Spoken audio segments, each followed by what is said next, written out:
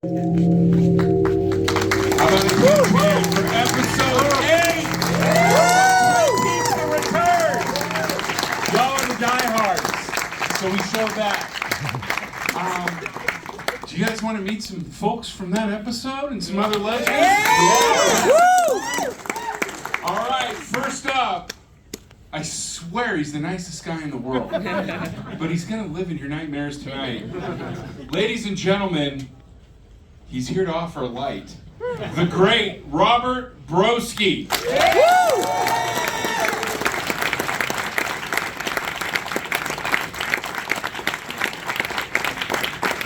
Then, boy, you really thought he was going to get Agent Cooper, didn't he? Didn't work out for that fucker, Ray. Ladies and gentlemen, the great George Griffith.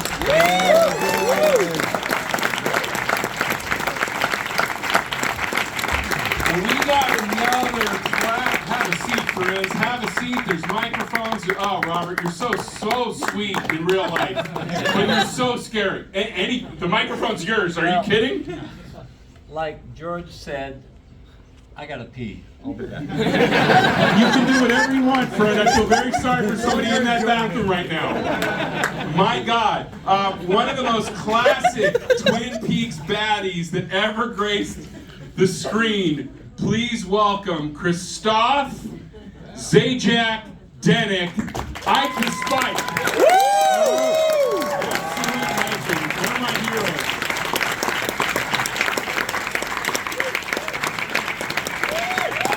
Look at him. I can't believe we arrested him. He's a tough one to bring in. Welcome, my friend. This one, we're just going to keep the bad boys rolling. Oh, God, did we love to hate this guy. Are you kidding? Please welcome Deputy Chad, John Pirruccello. Yeah. John, come on up. Oh, my God. We love to hate you. Give a chance, Deputy Chad, everyone.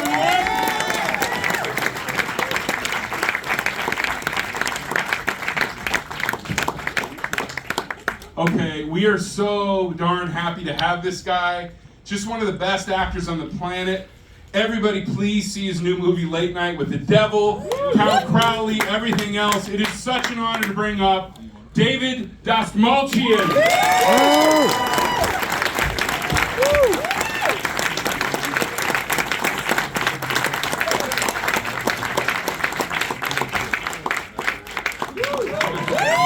Look at him. He's here. We love him. Yes. Oh, so good to see you. And then finally, friends, she is amazing. She's our Lucy from the original Twin Peaks and the hero of Twin Peaks: The Return. Please welcome Kimmy Robertson.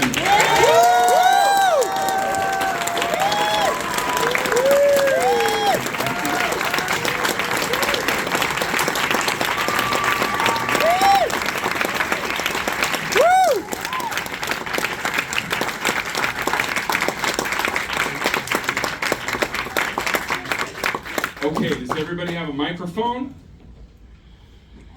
Okay, everybody get situated. If anyone needs a microphone, we got another one here. We're waiting for Robert to use the bathroom. That man can do whatever he wants. George, I want to start with you. You almost got cooped, didn't you?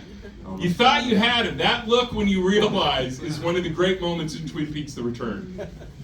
What did David say to you on the day? We walked through the blocking of the shooting, and I remember I had the gun, and he said, he told me to take my time and to milk it when I was peeing and whatnot and getting ready. And then I said, he said, so you're gonna walk up to him? I said, he tricked you. And I put the gun out. He said, yeah. Tricked you, fucker. And that's what he told me to say. Now, it's kind of, there's an amazing story for all of us how we got brought into this world. But George directed one of the all-time great underdog movies. called From the Head. Made for nothing, the whole thing takes place in a strip club bathroom. And this tiny movie was seen by David Lynch, who said this: beautifully acted, beautifully written, beautifully directed, and you can put that on the DVD. So, George, you, like a lot of us, it's like David had a psychedelic way of hiring people who worshipped him. You were one of them. How did he go from the Head to being cast at Twin Peaks: The Return? Yeah, you know, I had only met and been with David one day. I had interviewed him about meditation, and I could tell he liked me, and I told him. It speaks to how much he honors his intuition, you know, because he trusted me with a great deal as a character and as an actor. And I told him, I said to him, you know, the interview was about meditation, but, you know, we went to lunch afterwards, and I locked down the seat next to the boss, and every time there was a lull in the conversation, I would say, you know, you're really not shooting on film again. I'd ask him something, and at the end, he'd been laughing. I had made him laugh, and I thought, this is like really nice. And I said, I'm making a feature movie shot on film that takes place entirely in a bathroom. And he said, great. No one had reacted that way to that at all, ever. And so I sent it to him, and he watched it in the theater at home, and he loved it. And it's really a great honor. I just got a call, you know. I was working a play in Scotland. And, I had like more than one day. They had me on, so I thought I'd be pumping gas or something, you know. So it was amazing. And for those of you who don't know, the Twin Peaks auditions were not scripted. They would just interview you. And that's how I got here, because Joanna Ray, the legendary casting director, just said, do you know why you're here? And I said, Twin Peaks. And you know, I watched every episode with my mom at age 12 as an awkward child. And she's like, and what do you think about Twin Peaks? And I go, just trying to be casual. And I giggled. And you can see it on the DVD where he's scrunching. He says, could there be 3 detectives? Okay, I want to hire that big guy with that laugh. And it's just a miracle for all of us how he was just kind of able to look into our souls. And then at the time I was playing tons of bad guys. I'm like, God, this is a dream. I'm probably going to be a Black Lodge entity. And then he's like, no, are you kidding? You're a sweetie. You're the only one that will help your mother. Your brothers are idiots. He just directed with so much darn love. And Sean, you've been on a million sets. Can you kind of let them know? I always say working for David and Sabrina, it was like a day at the spa. John, you're up, King, you're up. Give us what it was like working for David Lynch, and maybe your favorite story from working with him. Like, what do you tell people when they say, what was it like to work for David Lynch? And he played such an incredible bad guy, and you're such a sweetie in real life, too. Thank you very much. Can you hear me? Yeah. Beautifully, sir. Yeah. Well, I mean, you know, it was singular and unique, of course. I don't know where to begin. It was sort of like when I got the call to go over there to Calgary, you know, and do the interview, really, which is just fantastic. I mean, wouldn't it be great if that's how all auditions were? I mean, right? Instead of this hazing thing that we, you know, it's like just sitting and talking, you know. It's amazing. But and I sort of feel like as soon as I got the call, looking back, I sort of kind of entered through the membrane, you know, of David Lynch's world, and not quite knowing at the time, and I feel like I'm still in there, you know. It's didn't leave, but yeah. So when I showed up on the set, it was I went straight from the airport to the sheriff's station to Dirtfish, you know, and said the sheriff's station is a racing school throughout the year. when Twin Peaks is not there. And you know, it's like, I don't know, 45 minutes or something to the down there from the airport, maybe 40, so close to an hour. And I popped out of the car, and I'm like, oh my God, you know, because I was also a huge Twin Peaks fan. It changed my life, you know, and in the 90s with the original shows, you know, it's like, you know, we're watching the $6 Million Man, you know, and Price is Right and stuff and whatever, and all of a sudden this fucking thing comes along down. You're just like, oh, that can happen, you know, like, oh wow, okay, that could be a medium for that. Mind blowing. But so when I showed up to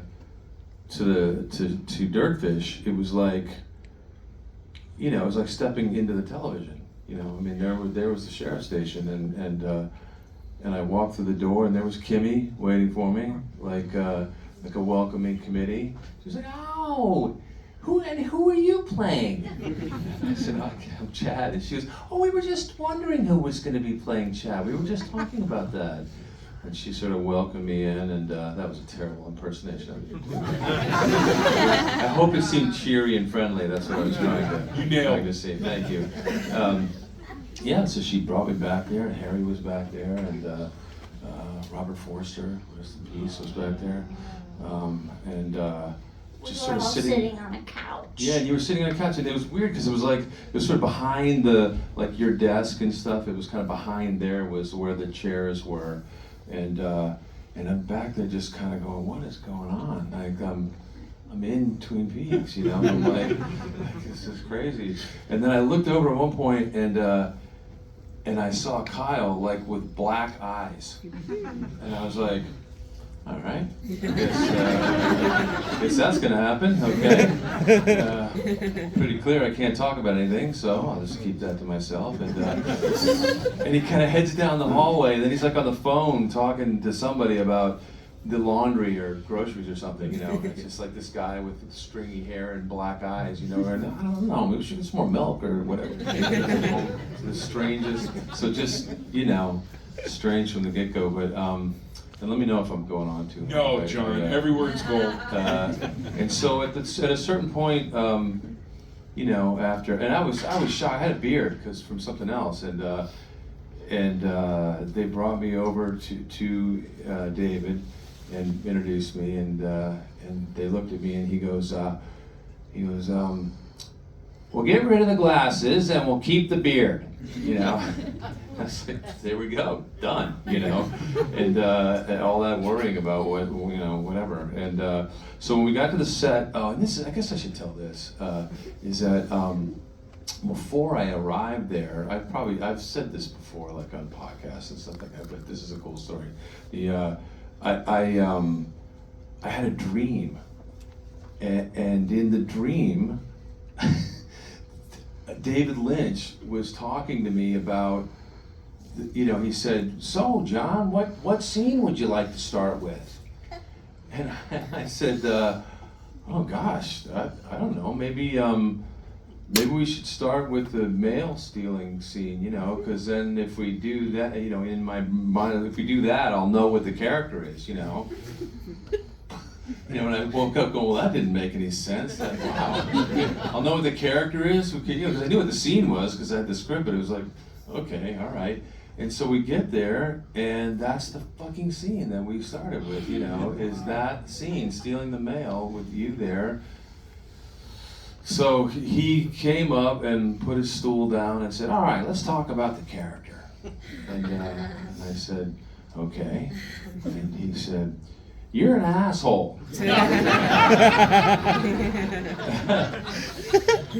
I, you know, being a whatever silly actor, was like, well, you know, I mean, I don't think he thinks he's an asshole. He's, you know, the world owes him something, and you know, he just always feels like he's getting the short end of the deal. And he's resentful, and you know, so I think he kind of takes it out on other people and lashes out, and he was like looking at me like. No, you're an asshole.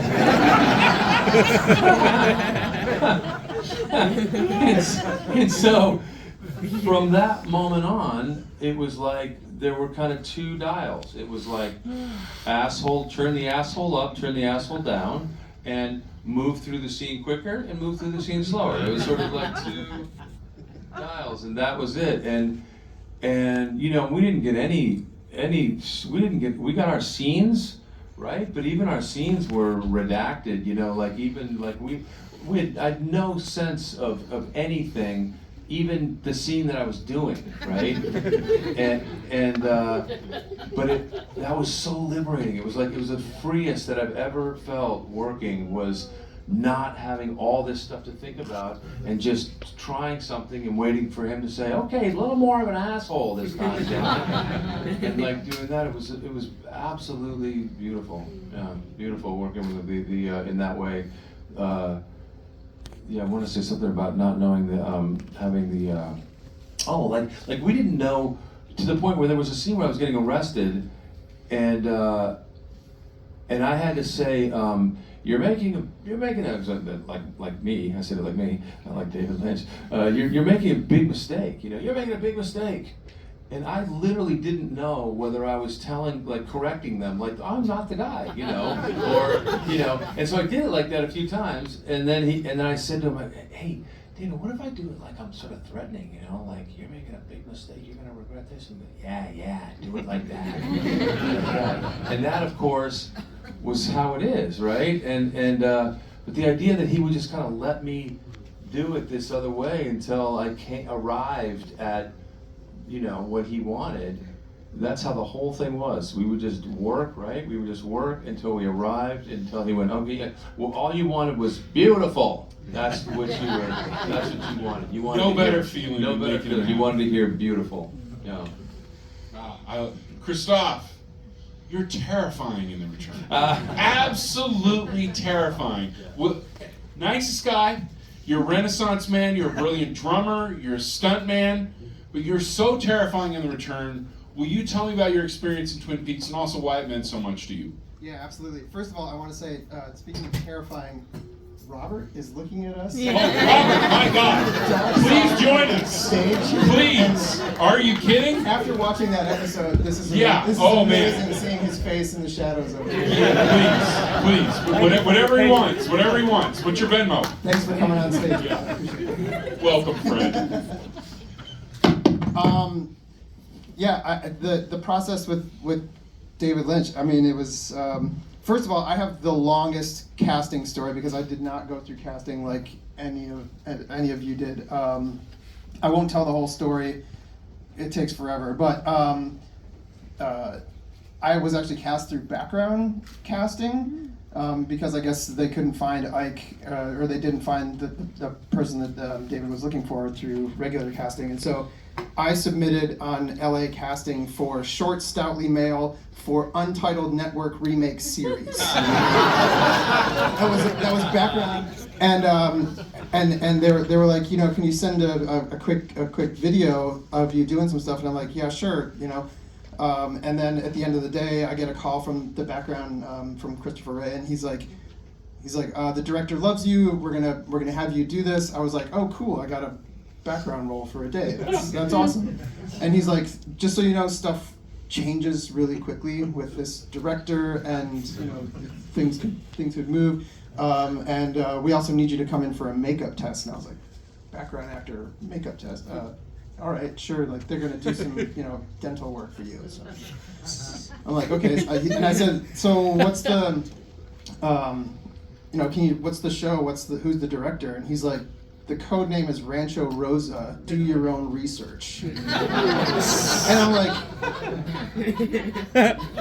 like, you want me for this? Like, can you just tell me like who I'm working with at all? And he's like, the code name is Rancho Rosa. And so I'm like, all right. And so the makeup supervisor calls me a couple hours later. It's late on a Friday night, and she's like, can you come in tomorrow? It's Saturday morning, but we want to get, you know, you fitted for the teeth and stuff like that. I'm like, absolutely, it's no problem. And I lied, and I said, you know, my phone just like cut out when I asked what the show was and who the director is. And she goes, oh yeah, it's Twin Peaks, it's David Lynch. And I was like, oh, that sounds cool. And I just like hung up the phone, and then I beat the shit out of my steering wheel because I was so excited that I was But Nancy Steiner, who is in the audience, she, the brilliant Great Nancy Steiner. Yeah, we incredible. love you. I worked with Nancy on the first big movie job of my career, and she was so sweet. And so my intro to David Lynch was her riding in the van with me to set. She grabbed my hand and walked me all the way across the set in Glendale and walked me in front of David Lynch to get approved with my costume. And David looked at me and he goes, Ike.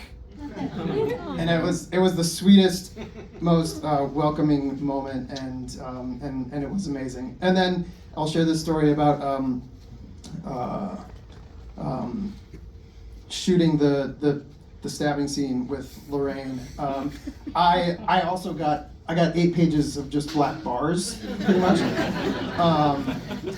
because I thought I was just playing a background role, and I'm like, wow, you need to give me a script for a background role. And they're like, oh, you're gonna be a person on this. You know, like, and so I knew that I was having a stabbing scene, and I get to set, and Tammy Baird, who's one of the most brilliant stunt women in the industry. She's absolutely incredible. She's like, don't be tentative. Like, come in. I've never done anything like this before, where I'm stabbing someone in the chest repeatedly. You do it so well. Well, I'll tell you why. Because David was screaming at me over and over and over again, fucking stab her. Fucking stab over your fucking head. 2 hands over your fucking head, stab her. And I'm like, so I was just go. And then there was an incident where like we had to cut and stuff, and I actually broke the spike, and I was freaking out that like there may have been an injury or something like that, and it was really nerve-wracking. And they're like, oh no, everything's fine, and come back, and they're like, actually there are a couple more blood bags that you didn't get that are a little bit lower on the breastplate. Like, can you knock those out? I'm like, what? Yeah, it was a day. But the most wonderful experience I've ever had on any set was working with David Lynch. You know, it's the highlight of my career, and it was so sweet. And one of the reasons I also believe that it was such a highlight is, as a little person, I've worked on so many sets in full foam and full face coverage and full only one-dimensional kind of characters for the majority of my 15-year career in Hollywood. And David Lynch gave me the opportunity to show my face with meth teeth, which I solely appreciate, but you know, that was such a special thing for me. I was in the makeup chair for maybe 10-15 minutes with a couple of zits and to pop my teeth in, and normally I'm in a makeup chair for over 2 hours, you know, becoming some sort of demon or something like that. So that's really the thing that I'm so grateful and appreciative of being a part of this project. Yeah. I love it. And I gotta brag on you. You're the lead in a massive new movie that came out. Will you just briefly tell us what that is? Oh, yeah, so I talk about being in a costume. I play a Sasquatch alongside 3 other Sasquatches. And who are they? Who are the other Sasquatches? The Sasquatches are Jesse Eisenberg and Riley Keough and Nathan Zellner, who also co-directed the film with his brother, David Zellner. And the film is strange and funny and weird, and if you have any interest, or if you absolutely love and will die for Sasquatches, you should see the film. Thank you, friend. Thank you, Nick. Hey, Eric, thank you so much for hosting this tonight. This is absolutely Oh, this is a joy. He's the king. Robert Broski, What? you want to pick up a mic here? Come on, where? Come on. Wait. I think you're sitting on it, friend. You're all great. Again, you can do whatever you Oh, want. Look at that. wow. Look at that. You didn't hear me pass any gas. We did. We just didn't want to say anything because we're all so scared of you. Robert. Yes. There's a lot of very famous footage of David getting in close, directing you for episode 8. What was he saying to you? Give us the secrets. Oh my gosh. Slow it down. Every time you slow slower. That was at the car scene. He was in the, I don't know, something, I guess we can say some things. He was in the back seat behind the camera when I had my head in the window, and he was sitting there directing. That was a beautiful night, freezing cold, out in the middle of who knows where, out in the middle of the desert. And we were sitting there in between takes talking about the lightning machine that he had there. I mean, in between takes, he was just so casual and so human, like we've always heard. And oh my gosh, it was a wonderful time. He came up and was discussing cigarettes, and you felt so comfortable. He said, "Okay, you're going to have a cigarette," and I said, "Filter or non-filter?" And he said, "Non-filter." It was just, I mean, but you felt free enough to be an idiot in front of him, you know, to joke around and not get kicked off or whatever. But yes, that was a beautiful night. Stuart Strauss, who's in the audience. Stuart! Also, where are you at? Another woodsman is here. Yeah. Another one who will live in your nightmares tonight, friends. He lost his head. Yes, I didn't lose my head, but he lost his head. No, it was beautiful, and then very memorable was the time we did a pickup shot in the desert, and it was basically just him and I, and he put my makeup on. What? Him and, oh my gosh, I want to cry. We were sitting next to each other out in the flat of the desert, and it was dark, and there was bugs flying around, you know, the lights that they have out there, oh my gosh. Bugs flying around, that we were in 2 folding chairs, and he was sitting there, but my, oh God. And we were just talking about life. We were talking about life. We weren't talking about, well, this is what we're gonna do here, and this and that. It was just casual life, and that's how he was. Thank you so much, friend. And then, Robert, you spent a lot of your time as an Abraham Lincoln, I don't know if you want to call it an interpreter, when a presenter. When I'm with you, I just feel this calmness like I'm with our 16th president, which is so ironic that you're so terrifying. What's ironic is we're in a theater. He was also shot by an actor. I'm looking at Dastmalchian. I think we're good today, but let's, you know, just keep checking behind you, friend. Just keep checking behind you. Yeah. John Wilkes Booth was like a top 10 actor, too. And yeah, great actor. Did a bad thing. We'll tell you about it. But do you have any theory, I kind of do, as to why he wanted somebody with some Abraham Lincoln energy to play this part after the nuclear explosion? I have no idea. Christian Calloway, Stewart, and I were there, and like you said, we thought we were background. We didn't know anything was going on. Then they spray us with all this black crap all over, up our nose, in our ears, every orifice you could think of. We had, and so we were just standing there, and then we went out in the desert, and someone said, "When are you guys getting mic'd?" And we would, of course, we look at each other going, "Okay, who's it gonna be?" And then that's when he came up with the cigarette thing. So yeah, it was interesting, and I don't know if the penny part was before or after. Maybe saw the penny, goes, well, let me get a guy who looks like this yahoo right here. I have no idea. He never told me. Wow, and Robert, you're also so great with the fans, so if anyone wants to leave here with a selfie, I'll volunteer you. But please make a donation to our good friend Carl, who we're doing this all for. Amen. To raise money for Carl, our giant, who lost his home. So I would just say, if you ask this great man for a selfie, also give money to our great friend Carl. Amen. Amen. David, you posted something so beautiful on Instagram. You might give this legend the microphone. Saying that for one thing, the picture, he would wrap us all. No one else does this. When we were all wrapped, he would gather the whole crew around and with his megaphone announce it.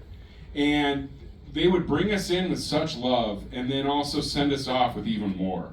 But the picture of you when he's wrapping you, you can just tell you're beaming light out and you're so happy. And you said in your post that one of your 3 goals in moving Los Angeles was to work with David Lynch. And I think weirdly a lot of us, that was our secret goal. Can you just talk about that goal, how it happened, and what went down? Thanks for doing this, by the way. And Nancy Steiner, one of the best in the business. Where are you? A round of applause for Nancy. Yay! And can we also, she's not here, I want to acknowledge Sabrina Sutherland. Sabrina Sutherland. We love you so much. I hope somehow you're watching this live stream. You're the best.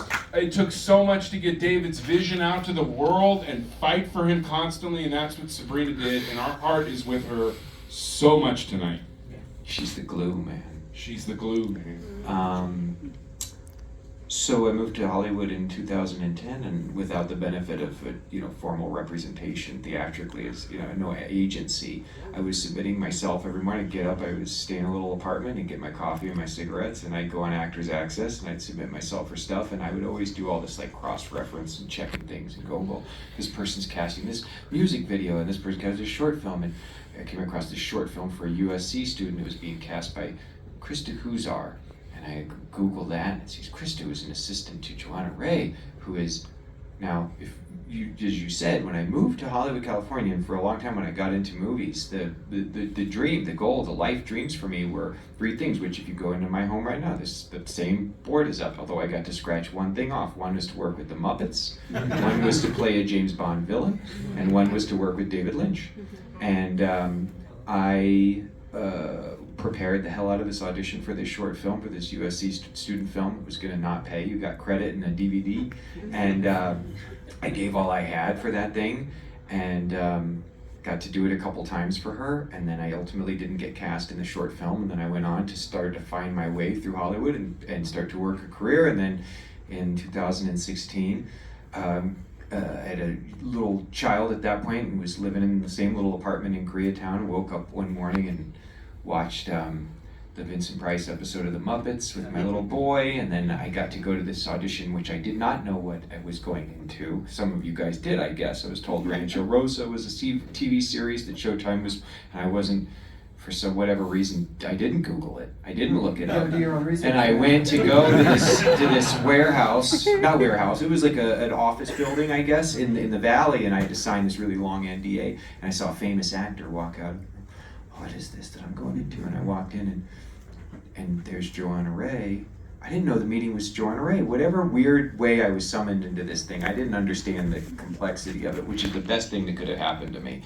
And I sit down in this little room, and here's this incredible figure sitting before me. I know who she is, and then she's got a camcorder, and she asked me, "What did you do this morning?" I said, "I just watched DVD of Vincent Price episode of The Muppets with my son." And she goes, "Do you know why you're here?" I go, "Well, you're Joanna Ray. Does this have something to do with David Lynch?" She goes, yes. "But do you know why you're here?"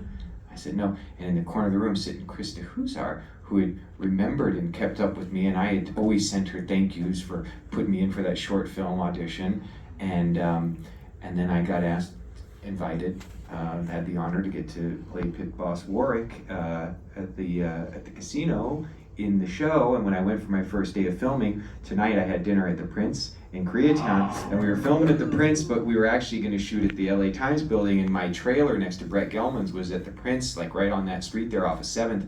And my first day of work, my first day going to be on a David Lynch film, and by the way, I waited, if you accumulated probably dozens of hours in my life of every signing he'd done, every reading he'd done of his books, any special screenings, I'd gone to Q&As, and we're in the trailer, I'm getting ready for my first day of work, and crash! My trailer, do you know the story? Like, almost falls over. And me and Brett Gilman walk out of our trailer. A wild driver just slammed into my trailer off of like West 7th. And I was like, is this part of it? And I went and I got to film with him, and the kind of direction he gave, as everyone has indicated, was something on another level of ethereal kind of connection to something that he knew what you needed to you particularly as an actor. And watching him work with Kyle and the way he called him Kale and had him, just stand there and to me, did a thing that didn't even make it into the show, where he had me stand for a full minute just staring at an elevator, just waiting. And he's just, "I want you to just stare at it.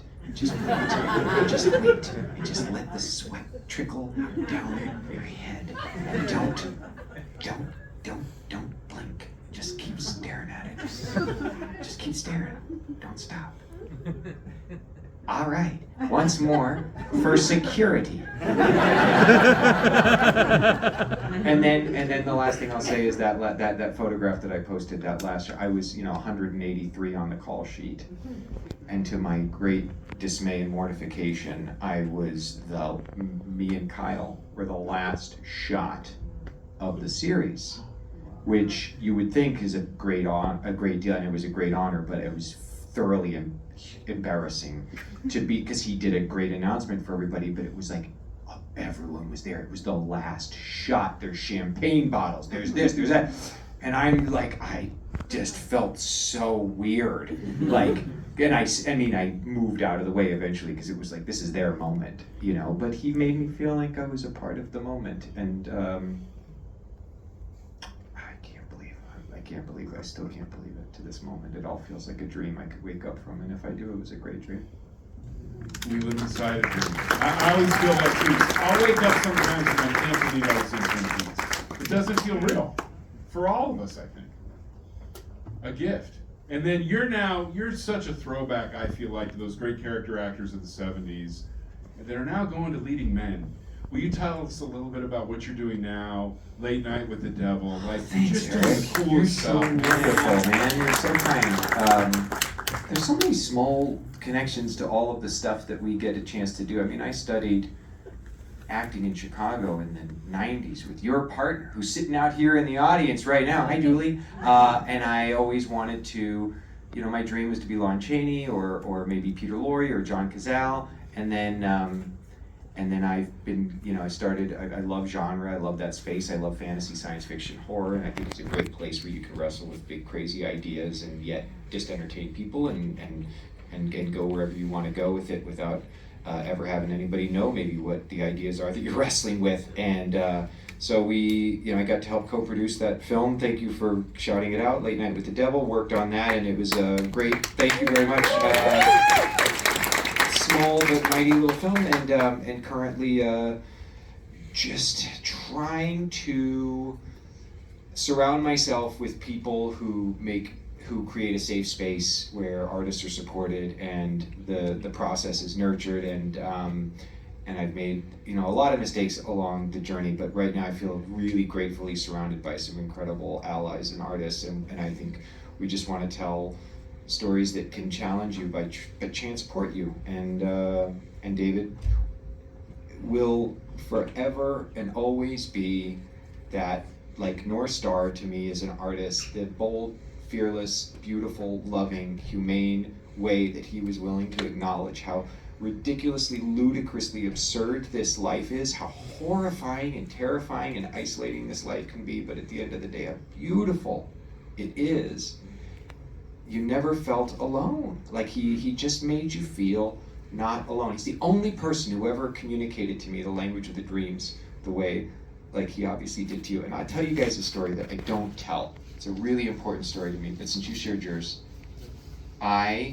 standing there at the casino, 10 feet away, David's in his director's chair looking at monitor. What's her name? She kept pulling the winning. It was a magical day on set. We'd all spent the night at the casino and eating in the buffet, and we're shooting the scene, and I just did it. I was just sitting there like 10 feet behind him, and I'm like, in my head, I think, if you can hear me right now, give me a sign.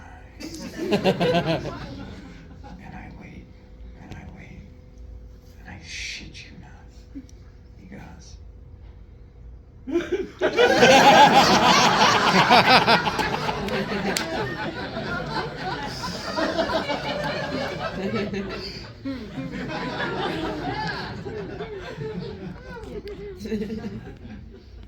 That's David. Thank you, my friend.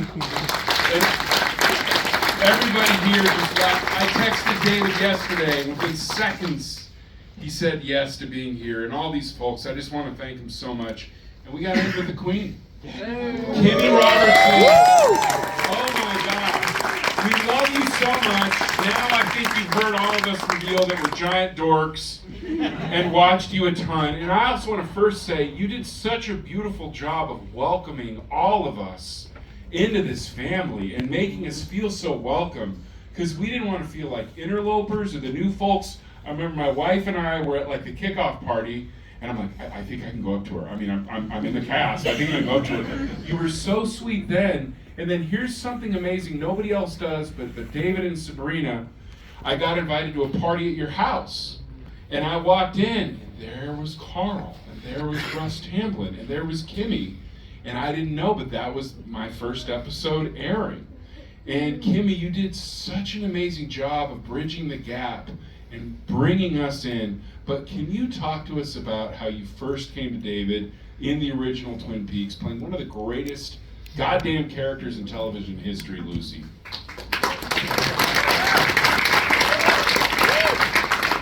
Wow. Well, I thought everybody knew this story already. Okay. So I found out I was going to be auditioning for something called Northwest Passage, and that it was directed and written by David Lynch. So I called up my friend and I said, I have to watch Mulholland Drive.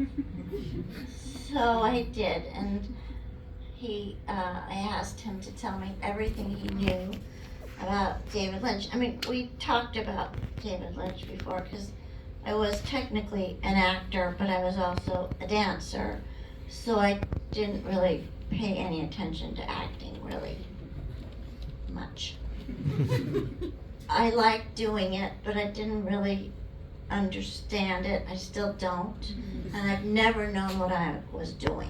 And any job I've ever done, I didn't never know what it was about or what I was supposed to be thinking or anything.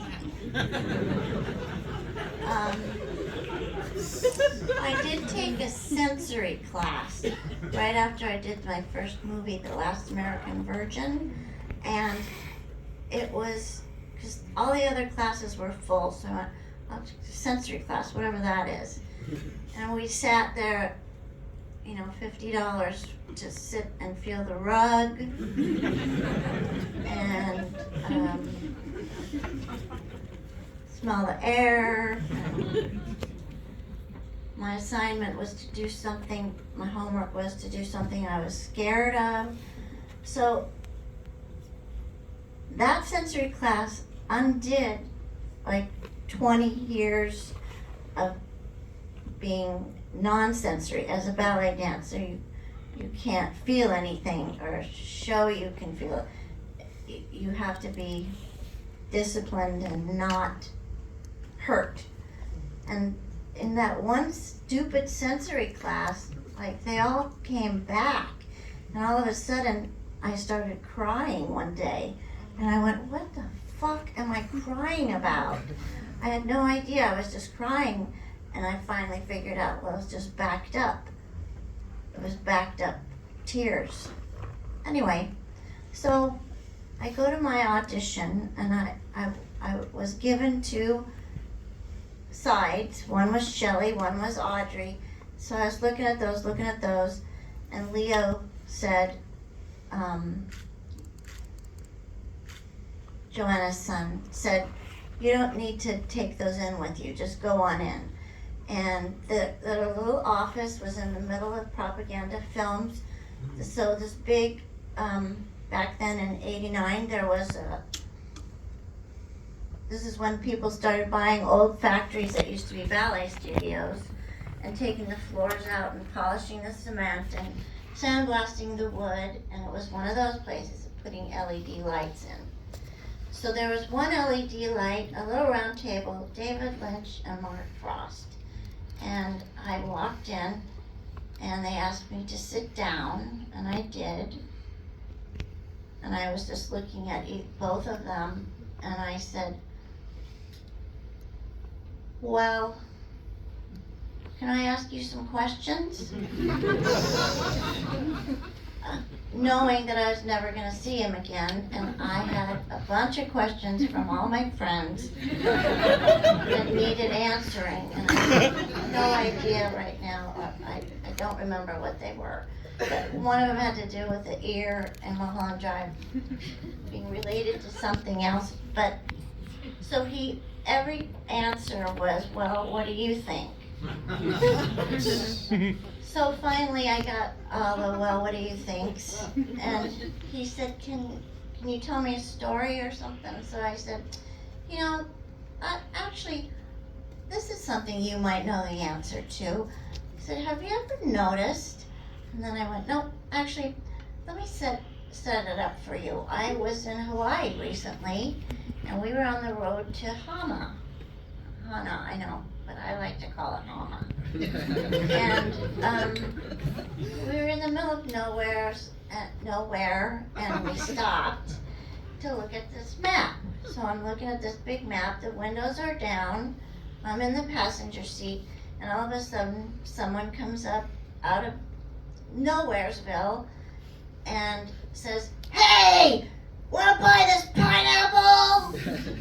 And I looked at the guy, was a white guy with blue eyes and a beard and hair and just filthy. And I said, "No thanks." He said, $5. You got $5. And he was standing in the middle of a pineapple field.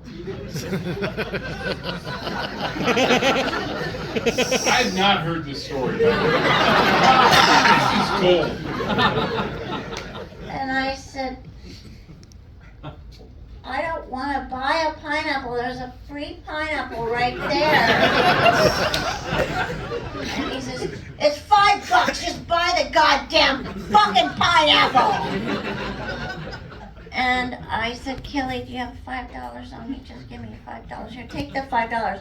Here's the pineapple. I don't want the pineapple. Just go.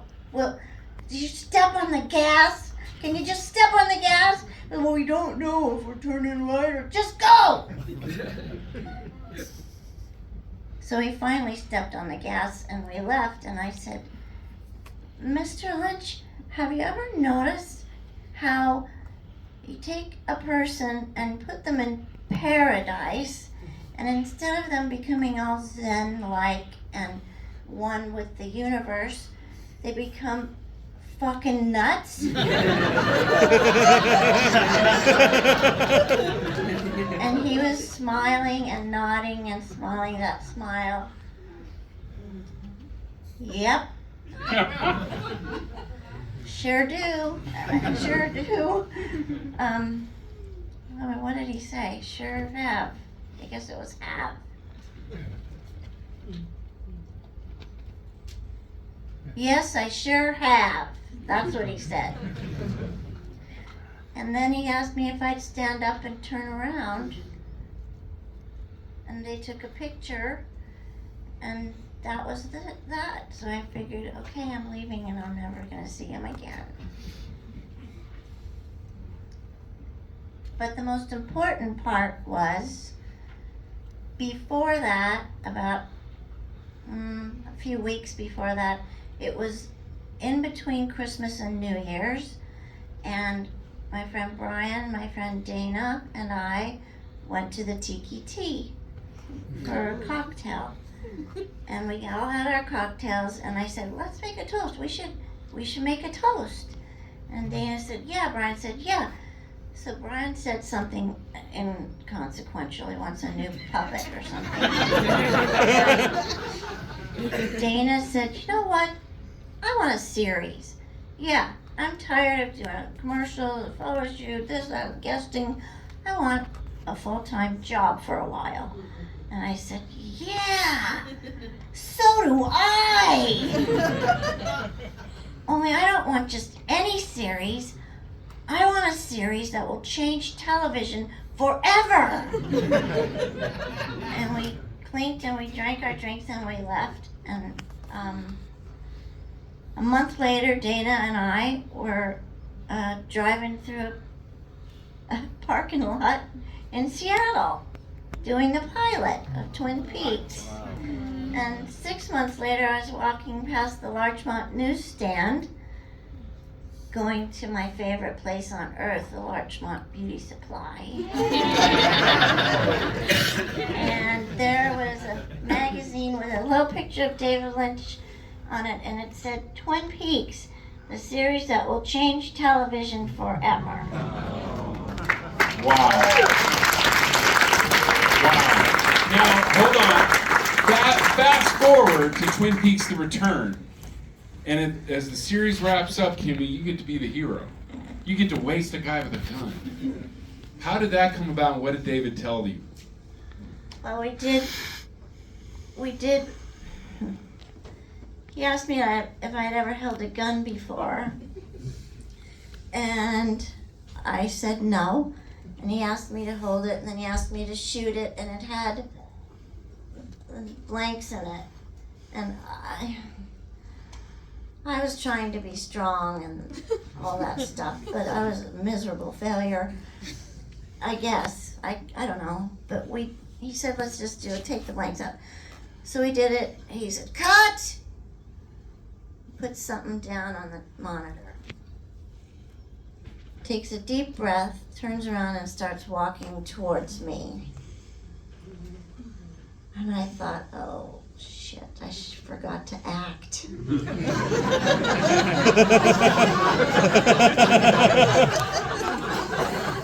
I was so caught up with that stupid gun and all of that. I did. And he said, Lucy, you just shot what may have been Agent Cooper.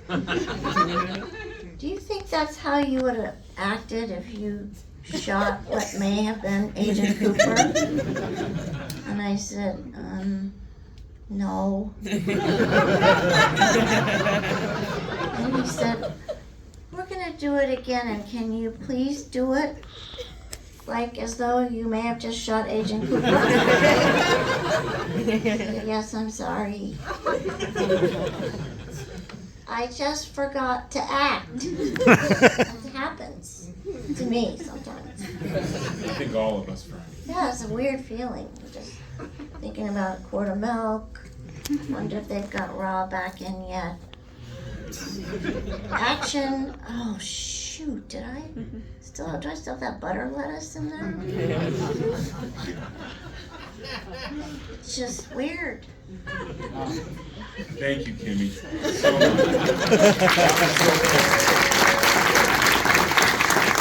Ladies and gentlemen, will you please give a round of applause for our panel. Eric Edelstein, Dastmalchian, Kimmy Robertson, Christophe Zajac-Denek, John Pirruccello, and the great George Griffith. Okay, we are going to show you briefly a brief video from our friend Carl to let you know what he's going through right now. Then a very special video. There's a reason Dynasty Typewriters are home. They were crazy enough to let us do a 90th birthday show that George and I put on for our good friend Don Murray. Bushnell Mullins, who we lost last year, but he was just the heart of Twin Peaks: The Return. And I would never ever ask. It's like The Godfather. I never want to ask David anything. But he heard about our show, and he got a little curious, and then Sabrina's like, I'm going to get him to do a message. So David did a very special video message for Don Murray. So we're going to see a quick video from Carl, a quick video from David for the Dynasty Typewriter crowd, and then we're going to end it very specially with one more guest. One more hand for our panel, everybody. Thank you, friends.